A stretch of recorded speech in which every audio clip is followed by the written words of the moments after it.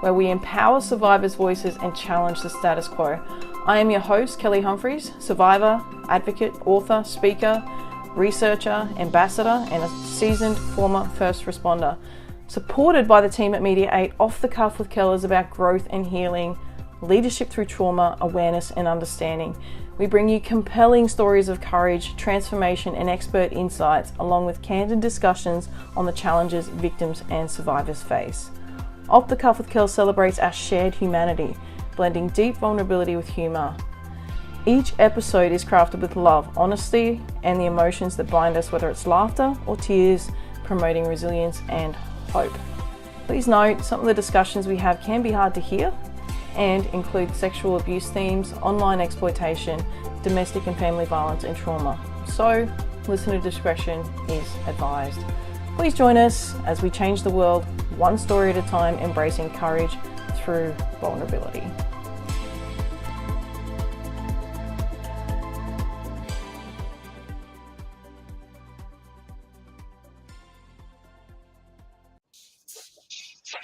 All right, welcome guys to episode, I think we're at number 28 now, my goodness.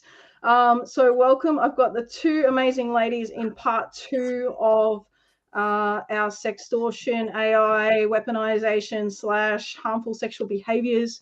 The amazing Maha, Melham and Melinda Tankard Reist. Welcome back, ladies. Lovely to be with you again, Kelly. Hi, Kelly.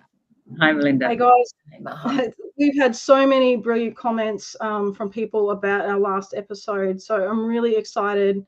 And I know Melinda's done some prep. She's all over this. She probably hates that I said that because she thinks she's not prepared. But look, there's no end to talent to these amazing women and their knowledge around this stuff. And I'm just so excited to have the ability to bring this out into the open and to have a really raw discussion about this. And from last week, I wasn't sure what to expect, to be honest, but I know that it was the kind of conversation I always wanted to have on Off the Cuff, where we're not sort of sugarcoating anything and we're not holding anything back and we're making it really kind of real.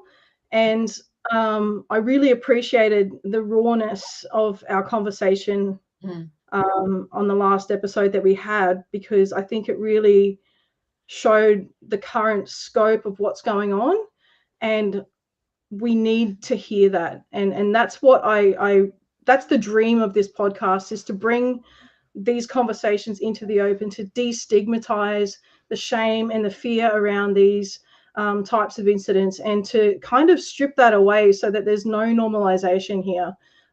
So the seriousness is understood, but also that there's a response and there's an understanding, especially for the victim survivor who's stuck in these situations and doesn't really know what to do. They think they're alone. And so we need to be having these conversations. And from my perspective, the introduction of artificial intelligence and sextortion and the weaponization of deepfake imagery is something that we don't really understand. We don't have a grasp on, we don't have legislation around, and it's hurting our kids because we just really have no fucking idea. So, we need to get an idea and we need to get on top of this. So I really wanted to thank you both for being brave enough to jump back in and do this again with me. But more than that, I'm just really excited, but also a little bit like, why the fuck should we have to do this anyway, right? But I really want to just hand over to Melinda, to you and Maha, to kind of give us an idea around, I mean, I can explain deepfake, but I think you could probably do a better job of it than I can. And then I want to talk about how deepfakes are weaponized, because I think that's something that we don't really understand. Why is this a thing? What's going on here? What's the big deal? Well, AI is being weaponized against women and girls in a series of ways. It's enabling new ways of degrading and debasing, dehumanizing and intimidating women. It is acting essentially as an accelerant for more sexual harassment, more intimidation, more control of women, and we're seeing this emerge with even Australian schoolboys creating so-called deepfake nudifying images of their female peers at school. This is not just happening in one or two schools that we've read about in the media. This is happening, across the country. We will see more sexual harassment built with AI, primarily by nudifying girls, nudifying schoolgirls. Any woman, any girl is at risk. There are over 127 nudifying apps that can be used to make any woman or girl naked, not just to make her naked, to pose her in sexual ways, to pose her with spread legs, to turn her into hentai porn, to turn her into a maid, a school teacher, a pregnant woman. These are some of the genres. AI nudifying apps specifically created to nudify your work colleagues. So this will just increase the threat of harassment to women and to girls. And remarkably, these apps that I'm talking about are not even banned. They're not even illegal, despite what they are leading to. Other ways that AI is being used is to create child sexual exploitation material, child sexual abuse material. But often people have an idea that AI, it's artificial, it's fake. This is misleading because often the AI is modeled on real children, real children to create replica children. But even if it wasn't, the replica children still lead to more sexual abuse fantasies of children. Can we saying they're going to be overwhelmed with trying to report and trying to work out what's real and what's fake? I know that John Rouse, my mentor and friend who works with me at the Alex Lab, often talks about the problems that we're now having with artificial intelligence being created into exploitation material, and then the struggle for law enforcement now to have to sift through what is a real child that they need to rescue and a child that it has been created by artificial intelligence, because it's getting so good.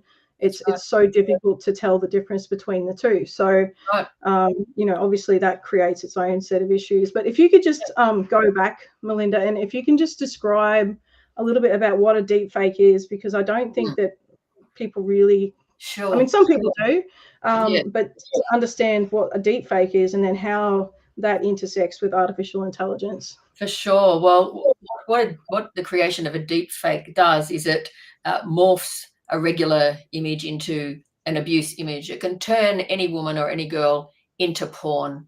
It's really a form of porn production where the faces of real women and real girls are superimposed onto explicit images, often pornographic images. Again, we've got to be careful about language here.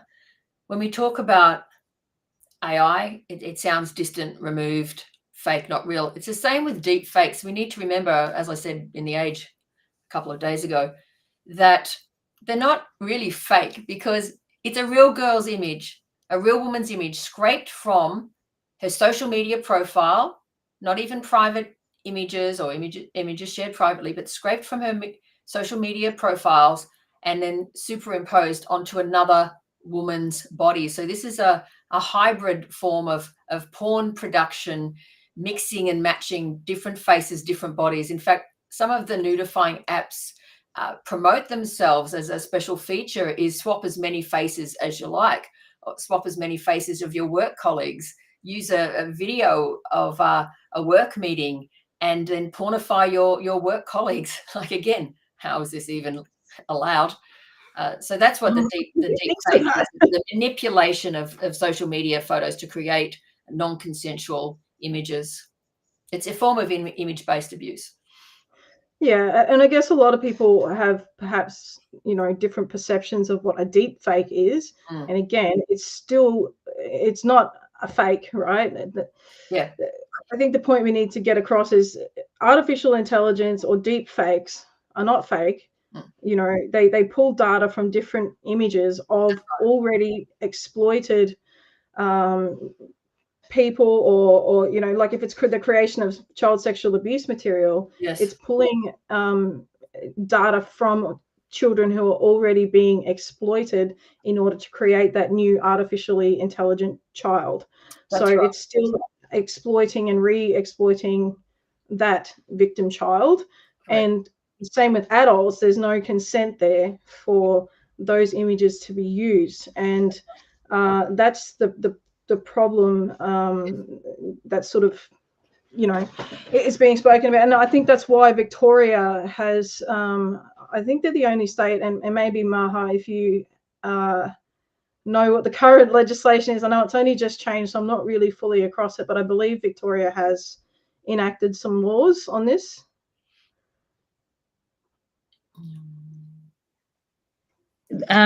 Victoria, sorry, I have to apologise. Good evening. And I have to apologise for this sort of religious experience you may be having in viewing me with all these lights from above. Do you know I'm You know you're enlightened. You're very enlightened. I'm enlightened, and I'm almost, you know, but yes, no, I think that's right. Victoria does have some legislation, and I'm just looking for my note on that, because I did. Some Australian states do have legislation that would cover deep fakes. You know, according to Victoria's is one of them. The federal government has actually just introduced legislation to ban deep fakes sharing. A 6-year penalty for that. Prior to that, I think it was Victoria, but the federal government has certainly announced that it will ban distribution of deep fakes, and that's a 6-year penalty, and there's an extra year of jail term if you created the image. But where I believe that's inadequate is that I think that creation alone should be a criminal. No, that's right. It's a bit of a tricky point, because the way that creation offence has been sort of built in, it's built in as an aggravation of the principal offence, and the principal offence, or it's also called the underlying offence, is the sharing of the deep fake image. And what that means is, you know, basically the law is aimed at sharing. This new law that's currently being debated is aimed at sharing. And if you also created the image that you're sharing, then you're in double trouble, sort of. Okay. But as what Melinda's pointing to is, it's not a standalone offence for creation, which is, it's right. That's right.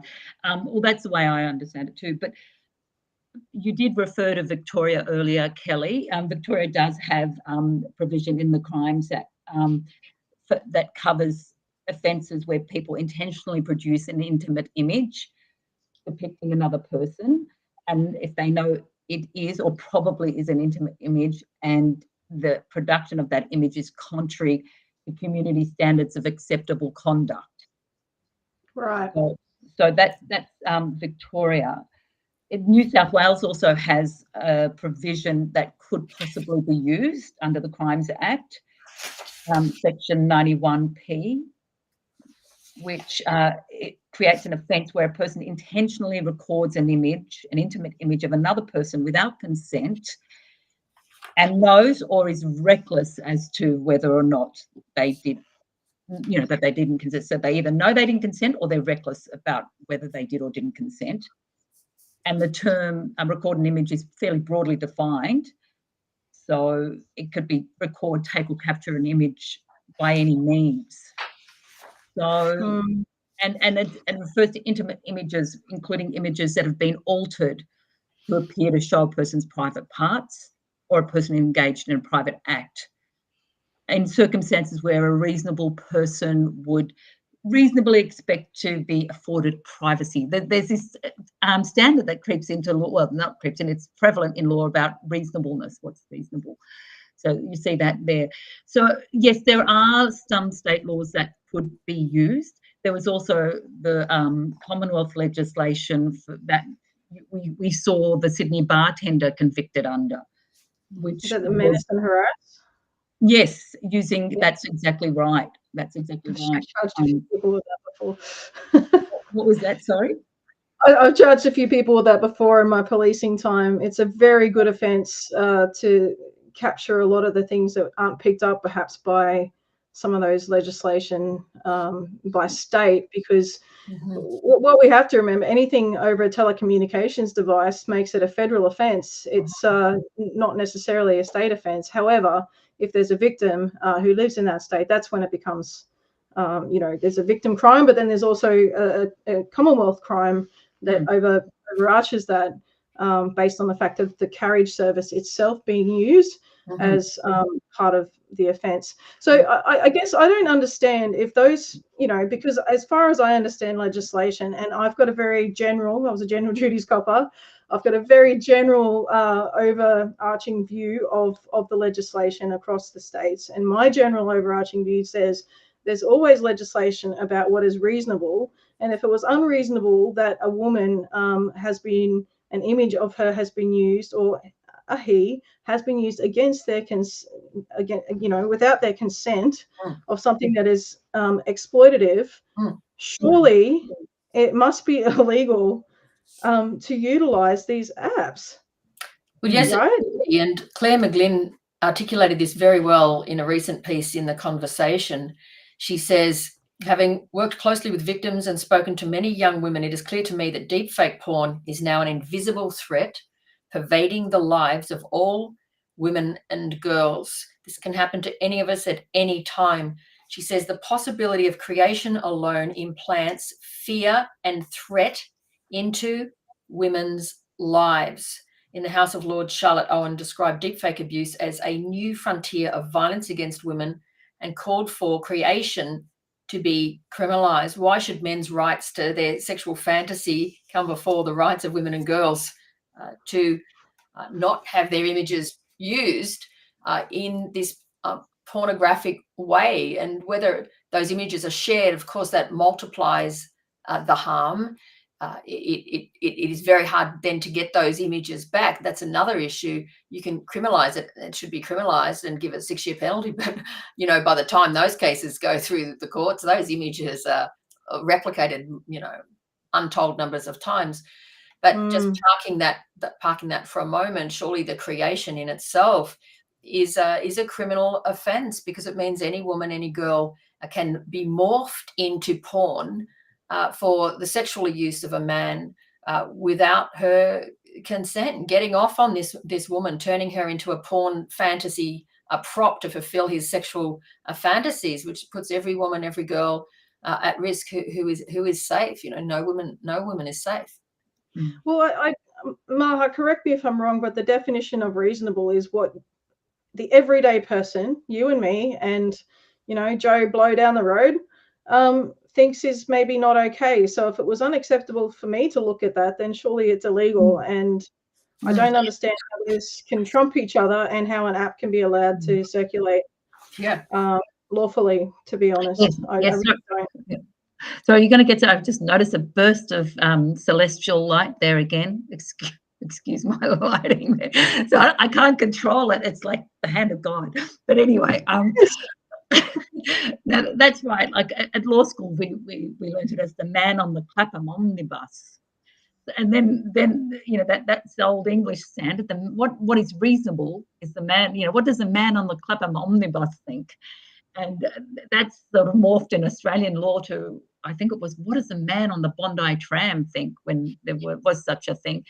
Interesting, those notions of the man on the Clapham omnibus and the man on the Bondi tram.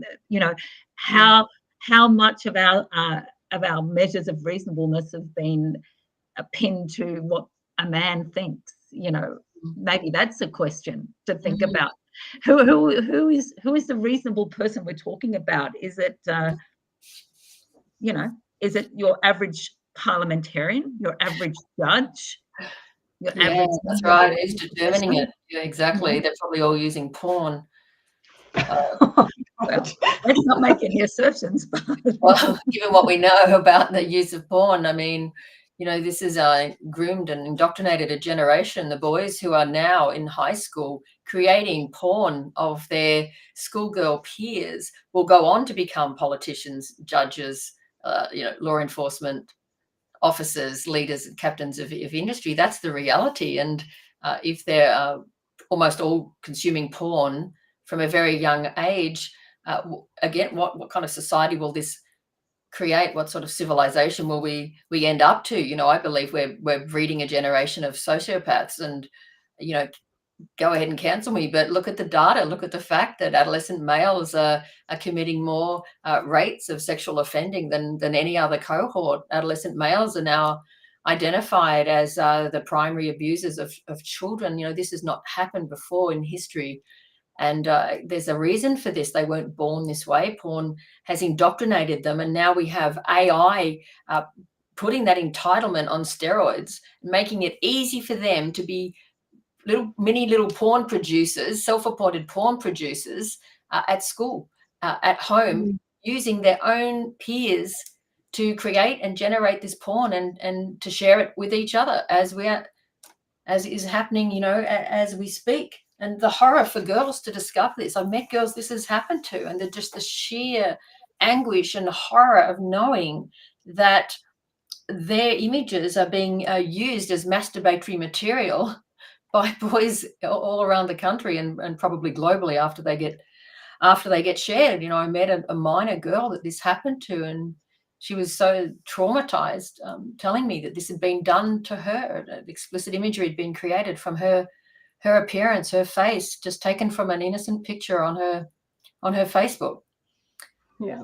So this is where we're heading with this. And who's making the laws? I think this is a valid question. What's the standard here? What's the bar that you can have 157 apps, nudifying apps that say things like best way to pornify your friends, nudify your colleagues, turn women into maids and hentai porn and make them pregnant, give them the appearance of being pregnant.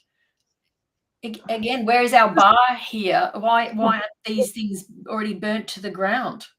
It doesn't make sense to me that they can be permeating basically through our culture when our legislation and our legislation is not in alignment with the way that these are infiltrating our community. Correct. And even if it's technically illegal, these nudifying apps boast about the protection of your privacy. No one else will see your data. It's secret. It's hidden. You're the only one that'll see it.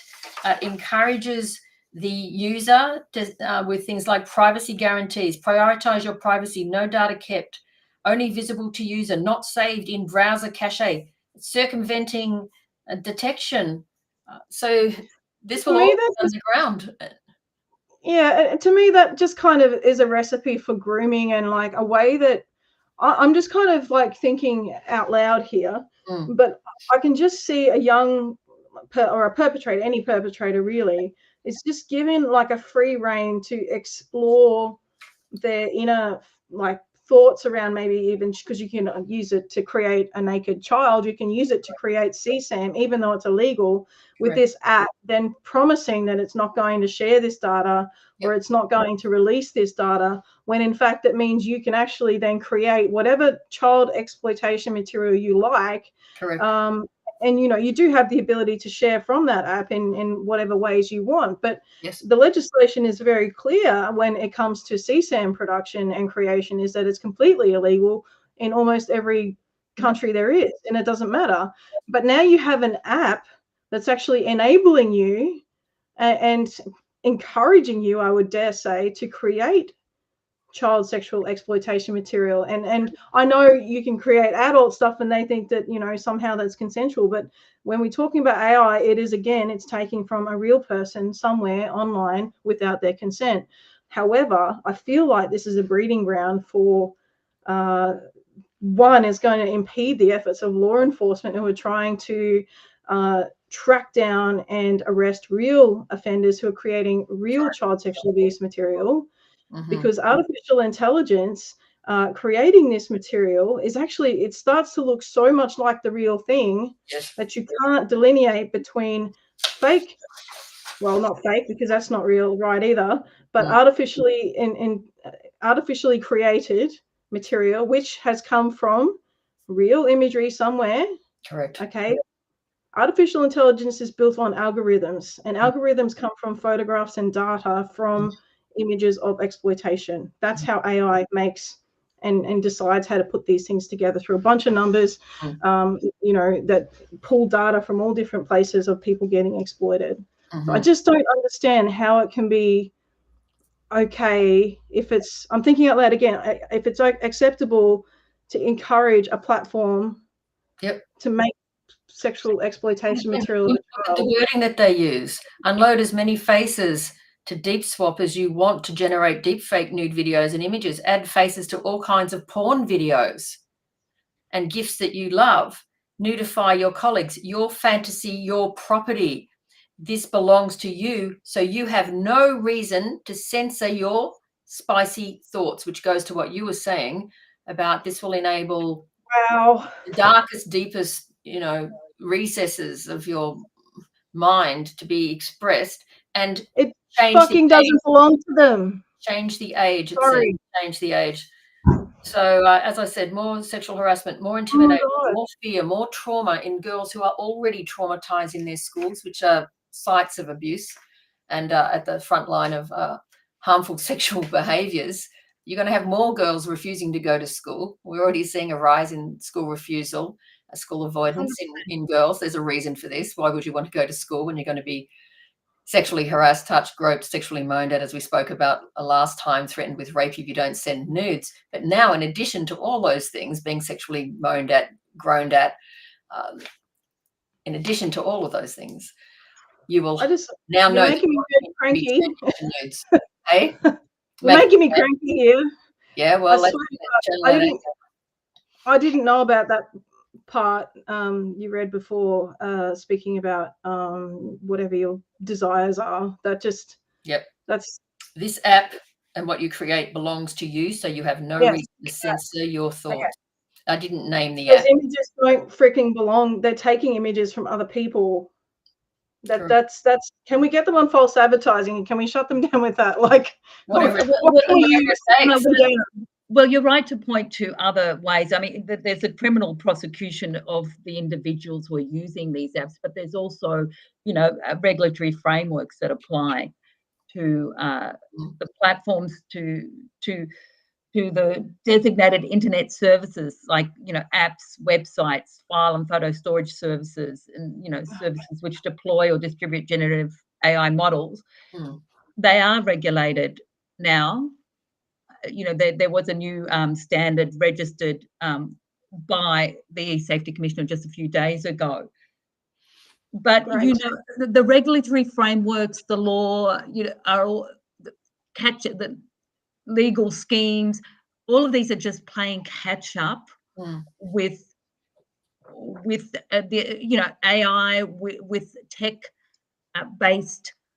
the tech-based abuse industry, if you like, if you want to put it that way. But technologically facilitated abuse is something I think that is getting away from us, and it is becoming harder and harder to catch up with and prosecute or regulate.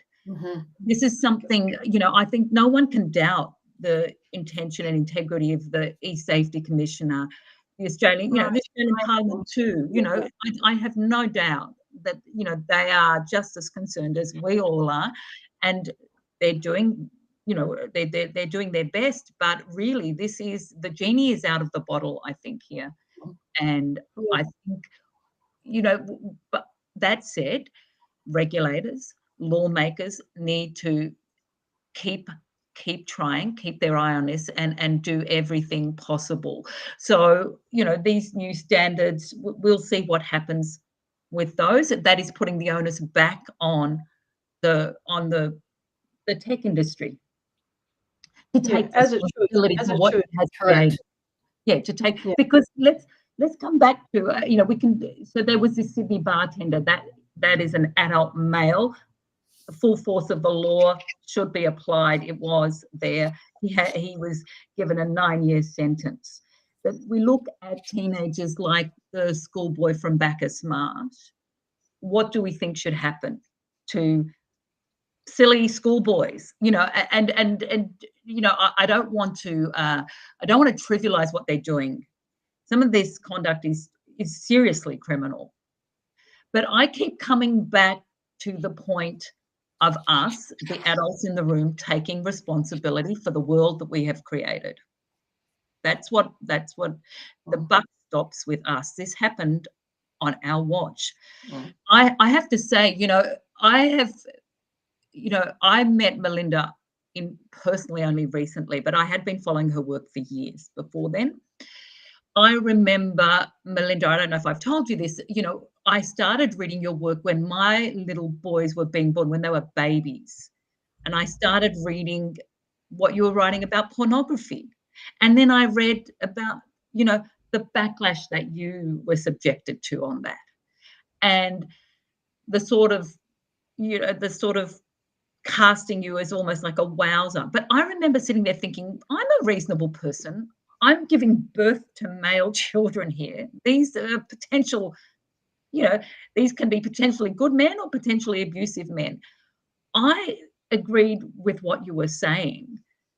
But what's interesting to me is a lot of the things that you were saying, Melinda, years ago are now being spouted, coming forth from the people left, right, and centre, as if we've just realised, this is a terrible thing that's happened, the internet, pornography, and it's just something that we're coming to grips with, and we've got to do something about it. But I think I told you I did a little test for myself, and I actually Googled Melinda's Twitter, posts for the last few years, and I could tell you, I swear, the language that I saw, I thought, I'm seeing this being articulated in exactly the same way now by people as if it's brand new news. What I'm trying to say is, yes, the internet technology, these are new developments that we're trying to catch up with. But the problem was there before. The problem, the pornification of culture, the normalization of sexual abuse in different ways, that was all happening before. The technology that we have now is simply enabling it. It didn't create the problem. It's facilitating it. It's exacerbating it. It's profiting from it. But this is something that we as a society have to take responsibility for. And we had fair warning of, I would say. Yeah, at Collective Shout, we first went out on nudifying apps being sold through Twitter in 2019. And I don't understand why the social media platforms are allowed to promote these apps and this content and host them, profit from them. We want to see fines of the social media platforms for allowing these apps to be sold through their platforms. We want to see a ban on all nudifying and undressing apps, and finding social media platforms for not removing the reported content. I mean, these deepfakes are being shared everywhere, so-called deepfakes based on real women and girls. We need to add that caveat again. So they're magnifying the harm. But thanks for saying that, Maha. I do appreciate it. It's front page of our papers now. It's online every day, this issue, which is a great thing happening. It's a tipping point now, and social media companies are being held to account. I'll be testifying before the Parliament next week in the current social media inquiry. I'll be talking about all of this in the parliamentary inquiry on Wednesday. So it's definitely a shift, definitely a change. And I think because the global research is so solid now on porn fueling attitudes that drive violence against women, also, even without the data, even without the evidence, the daily lived experience of women and girls, the experience of families trying to raise healthy, happy, resilient children that are up against it. We hear at Collective Shout from parents every day with another horror story. School that I was in recently, boy, year 11, had downloaded a sexual slavery contract and targeted girls to get them to sign this contract, including minor girls, and he got one girl to sign it. And I probably can't say too much more about that case because it's a current case. But I mean, I agree that the platforms have enabled it. The adults in the room have completely failed their duties to children, and now we're seeing the results of that, aren't we? In our schools and everywhere else. So Yeah, well, let's hope that these new the new standards, that the e-safety commissioner is registered, that they get, that they actually have some effect. Well, look, I'm glad they're doing. I'm glad they're requiring the industry codes of practice. But e-safety's had to go back to industry a number of times because their previous codes have been so weak, and they keep getting rejected. Like, this is just the next round of trying to get some decent codes. The other thing that disturbs me about the new process with these new codes in their development is that e-safety has instructed industry to work with the porn providers. The porn providers are the criminals here.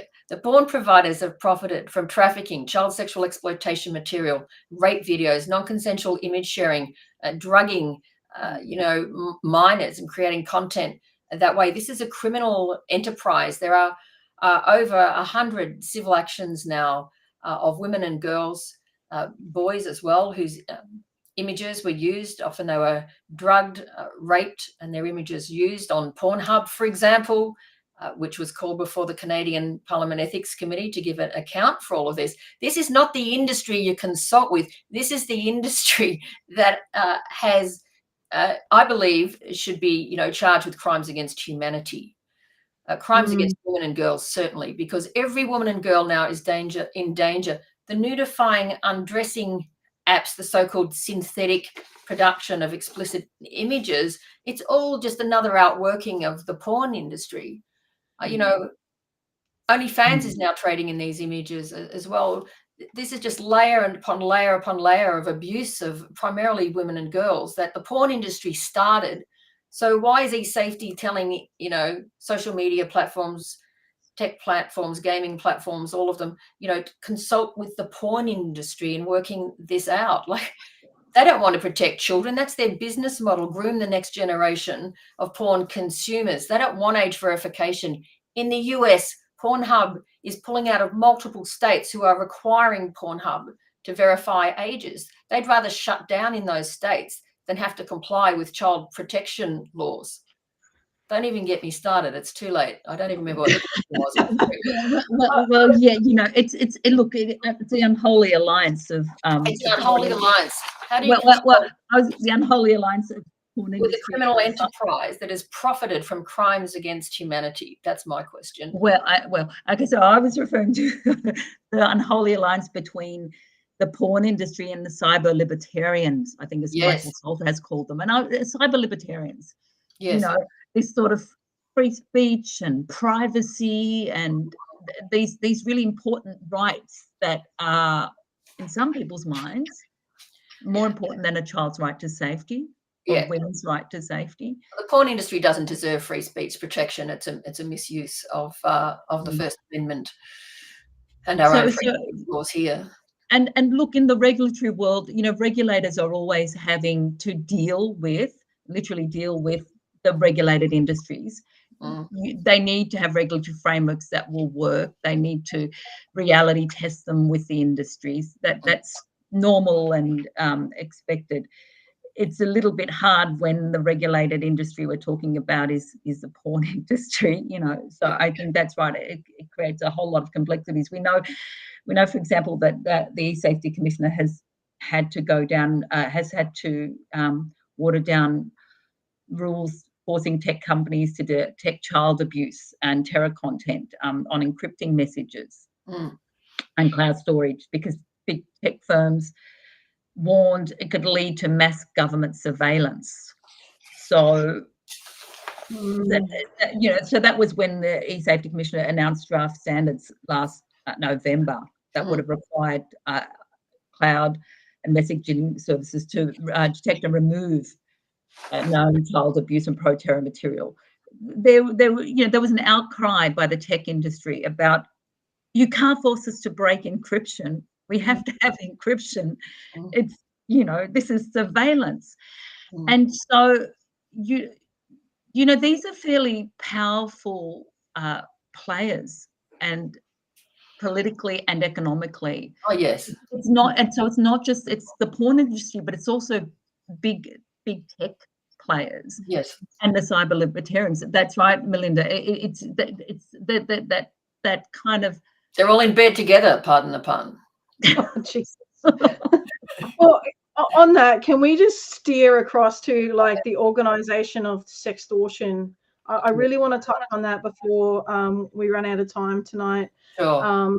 And yeah, well, we're talking about the weaponization of AI, and you know how I really want to talk a little bit about the impact on the victims and survivors as well, just to really kind of bring home how you know, yes, there's a debate to be had and there's legislation to be made, but you know, the real issue is the harm that's created, and the victims and survivors who don't feel like they have a voice in any of this. All the people are talking about everything around them, and I think it misses the real harm and the impact on the victim and survivor. So there's a lot of grooming and there's a lot of coercive control that happens in here, and it really traps particularly young people because it's so confusing. Often they come from people that they, you know, either know or have connections with, and so they feel like that they're safe.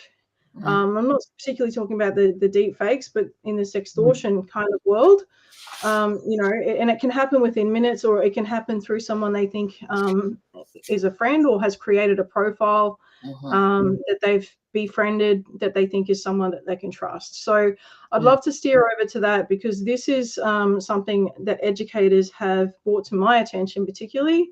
I know the Australian Centre to Counter Child Exploitation in Australia here takes over 300 reports a month from sextortion complaints. And I know from, I think it's the Cyberbullying Research Centre, that 10% of children who report have suicidal thoughts or attempt suicide. Yeah.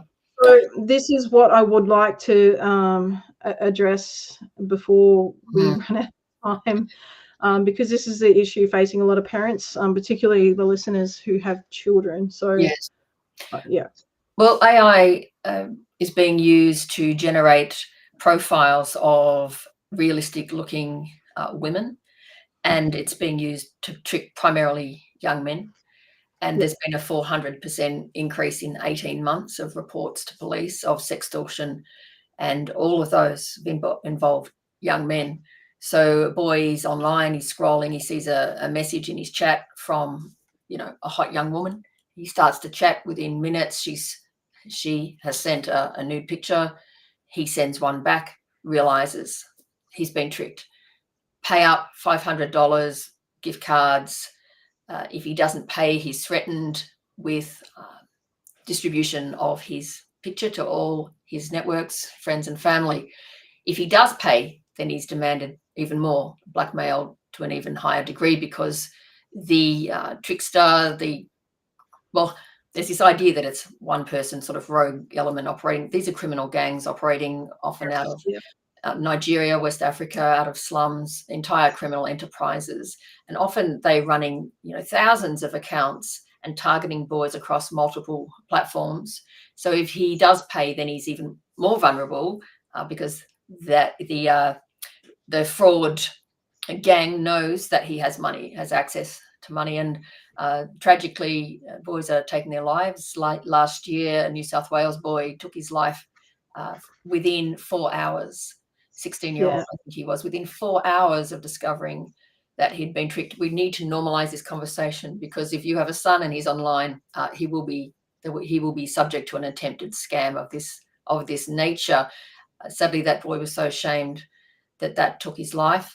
So we need to normalize it, and so boys know this will happen to them, and they need to tell a trusted adult. Don't engage in the conversation. Shut it down. Screen capture the account. Report to ACE. And don't engage, don't send money. Know that it's normal, and get help. Yeah, and on that, Melinda, I know myself, when I was policing, I had so many young men, just because this has really only been happening in the last 5 years. And in the last probably 12 months of my service, I cannot count the number of young men that turned up to make a report, up to, I think the oldest one was 25. Okay. So it's not just young men, it's youngish, like, you know, older than 20, even older probably. It's older. It's happening to male school teachers 60 years old, 60, 65. There you go. And you know, when they have this happen, they revert back to being a child, because I can tell you right now, they're so afraid and so ashamed that that's what they've done. That, you know, there's this. I remember this young man shaking. He was shaking when he was disclosing to me, and he was so afraid. You know, and I'm a pretty compassionate sort of person, and so the way that I dealt with that, I thought I did a pretty good job. But I can imagine the kinds of language that's used, or the victim blaming, or why did you send this? Why did you do that? These gangs are trained to coercively control and manipulate and humiliate these young men.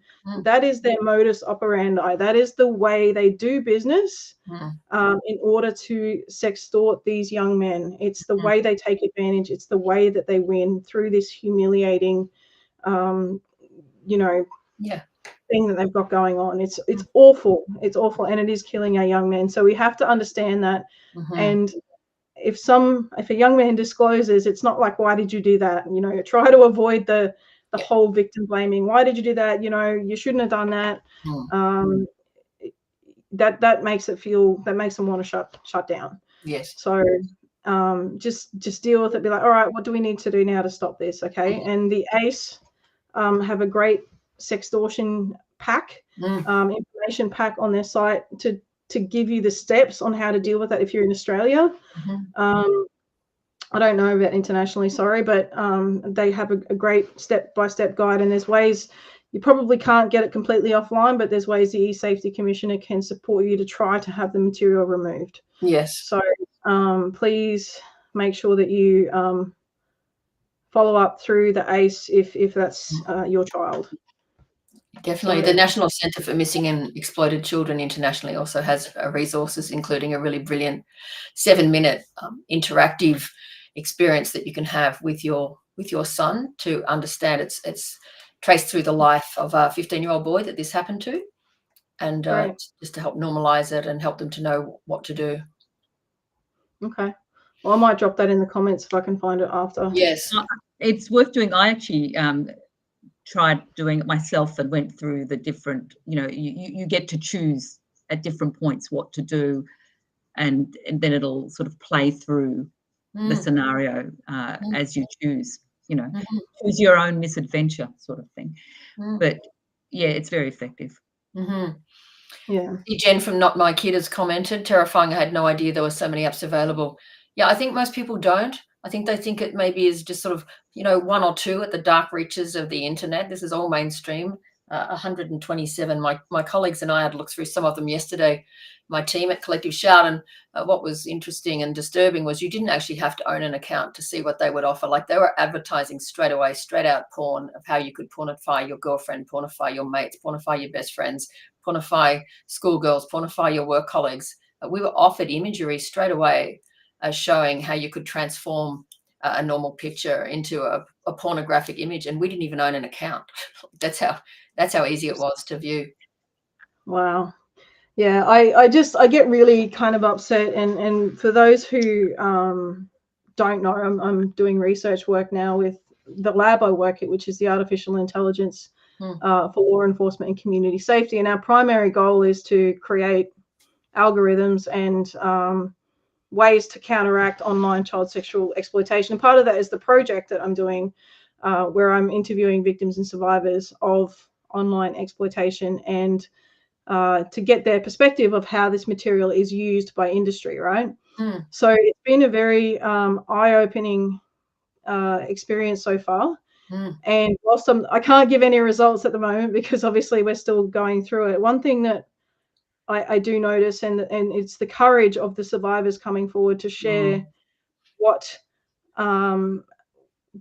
they have experienced, but the exploitation of these people whose images have been used is heartbreaking.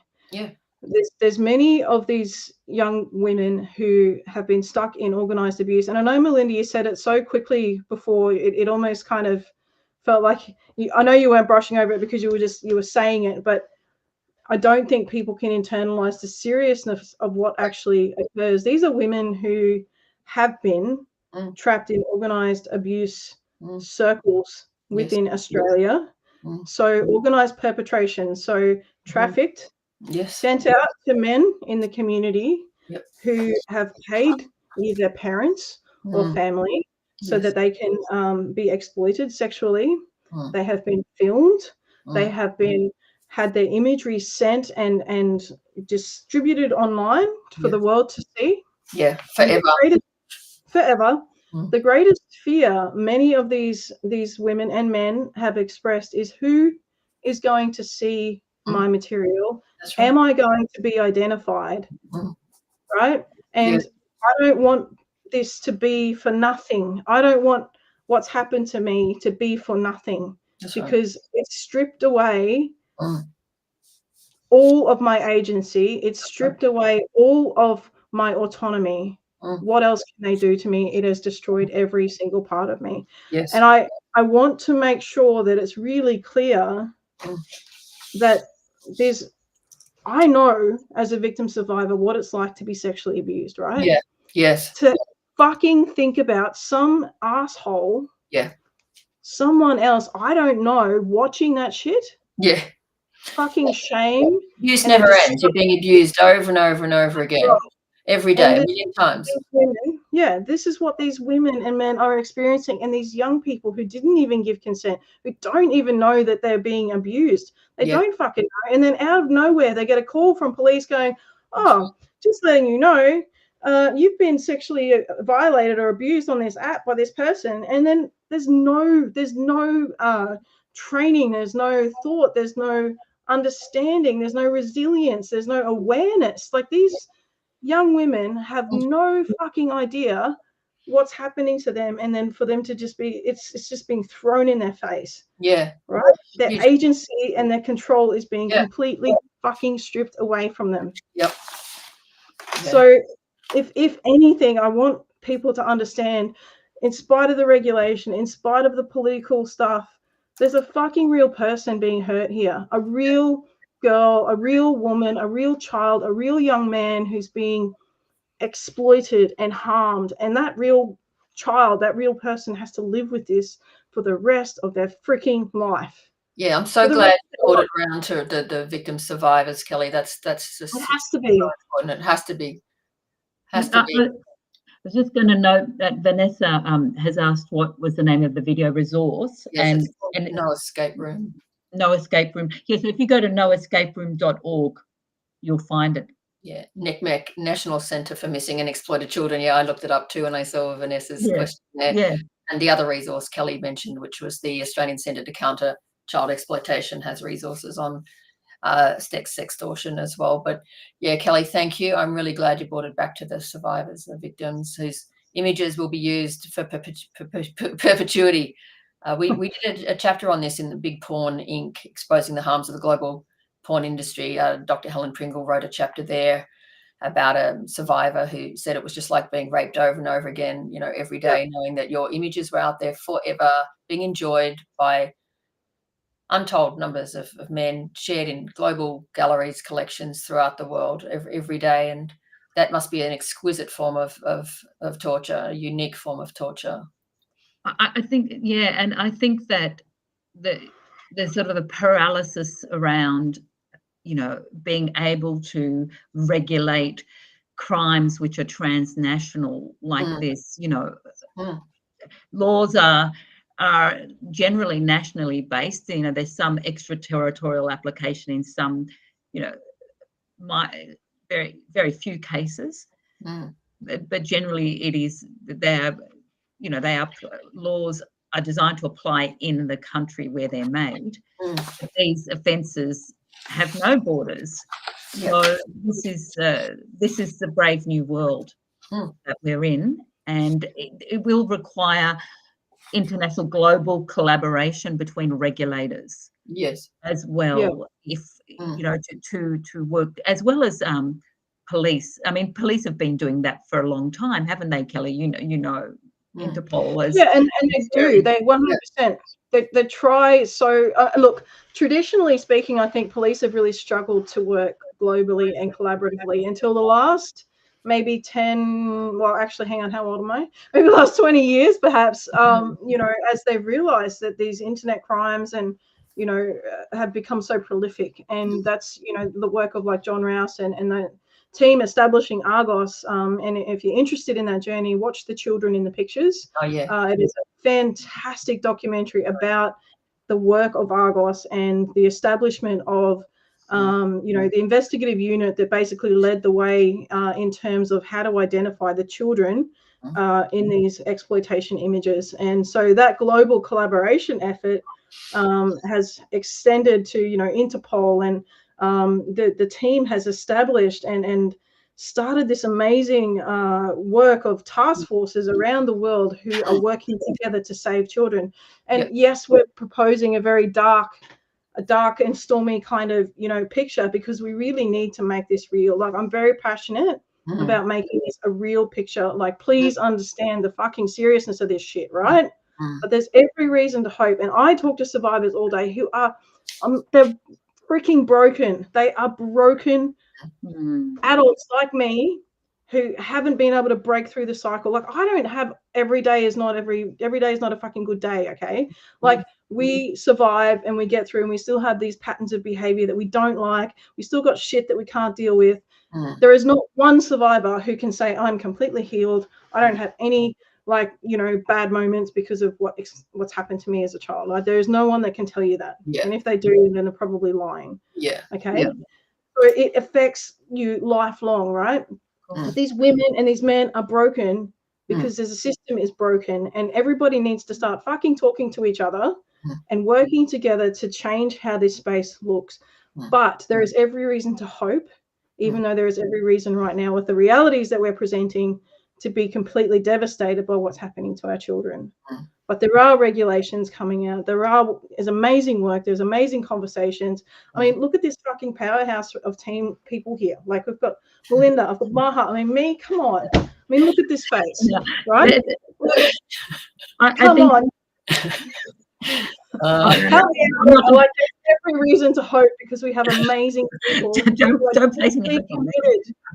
deeply committed and deeply passionate about saving kids and doing this work. And I work with them on the ground. They're in schools. They're working to save kids. They're going out of their way to do what they can to make reports, to believe kids. There's every reason to hope. There's every reason to hope, but we have got to stand together. I think look, it's those of us who've been working in the safeguarding space or fighting for children's rights, for years, have been, working in this space for a long time before this explosion. Now that we're seeing, we know that we have to take the fight somewhere else now. It is like being in a war, and the front line is shifting. It's moving, and we have to go to where the battle is, and this is it. It is the digital space, the digital environment, which is so much harder to regulate than the physical environment, but we have to go there. Yep. Yeah. And look, I just want to acknowledge both of you too, because we're just coming to the end, but I just Maha, you talked about Melinda's work that you were looking at before you even met, and the role that she's played in helping you, even the ripple effect, raising your young men. It's been inspiring. Yeah. And likewise, like, I've picked up on both of you, and there's a ripple effect with how I'm learning from both of you, and I know, Maha, your work with the Royal Commission, and Melinda with the advocacy with Collective Shout. Like, I just have to honor the pair of you from me for the work that you've done in this space on behalf of survivors, but me just personally going, fucking what two inspiring and amazing women. And I know, and we've had an amazing conversation. I had the best cup of coffee with these two women, I swear to God. It was just beautiful because, you know, we really shared on a really vulnerable level, but just to know, and I know myself how hard it is to do this work. And it's not like you don't just kind of get up and, I mean, I do kind of fluff around and get my coffee or whatever, but it's a 24/7 job. Like, I don't sleep. And I know, Maha, Melinda, Maha, especially when you worked at the Royal Commission and the work that you did there, like, you don't sleep. Yeah. So I just want to thank you both for the ripples, for the work you've done, for the work you're going to continue to do. And you can't escape me because I will get you back. We don't want to escape you. We don't want to escape you at all. And we appreciate you bringing your lived experience to the table as well. That should inform everything we do, first and foremost. So we thank you for that, Kelly. That's right. You know, it's so important that all this work is survivor-led. Yes. It is. You know, you guys are the real experts, and we have got a lot to learn. Yes. Actually. So thank you, Kelly. And thank you to all survivors who you know, who we continue to learn from and be inspired by. That's right. Yep. Look forward to sharing some platforms with you soon, Kelly and Maha. Oh, yes. Coming up. Well, let's just throw it out there for anyone who likes the sound of the three of us spouting at you. We will both, well, all three of us, will be speaking, and we've just had a bit of a change of plan. We're now going to do a 2-hour workshop at the Trauma Aware Education Conference on the Gold Coast, at the Brisbane Exhibition Centre on the 31st of October to the 2nd of November. I will put the conference registration into the comments. So if you are listening to this, you are welcome to register. It's open to all educators and those working with children. A brilliant conference of educators and people working with vulnerable kids all over Australia. One of the best conferences I've ever attended, and it gets bigger and bigger every year. Lots of different approaches to working in a trauma-informed way, but also how to apply trauma-informed practices and principles with these top-tier students. So they're the ones, the 20%, but usually it's about 5% of the school that repeat, that continue to come through your office, that continue to have problems. They usually have complex case management with multiple people from different organisations working with one child. Very, very serious considerations for these young people. So it's a very important space to be, to try to reduce this re-victimisation and re-traumatisation of children through the education system and working with trauma. So please come. That was a long-winded promo. but it is absolutely a brilliant space to be. So we will be presenting a 2-hour workshop on harmful sexual behaviours, a little bit of trafficking. So I think it's vital to be able to identify this. I don't think we see it for what it is. And that's another conversation I plan to have on Off the Cuff with Kel. But something that needs to be spoken about as well. So moving forward, I would love to see you all again in a fortnight's time. Thank you, Melinda. Thank you, Maha, for being here. If anything from this episode has been triggering, please make sure you head to my website. There's some phone numbers there, or reach out to me. And if you would like a copy, I've got a free book called Reclaim Your Freedom, 8 Cycle Breaking Strategies for Survivors of Child Sexual Abuse. Please grab that. That will lead you into a little spiel from me, but hopefully soon,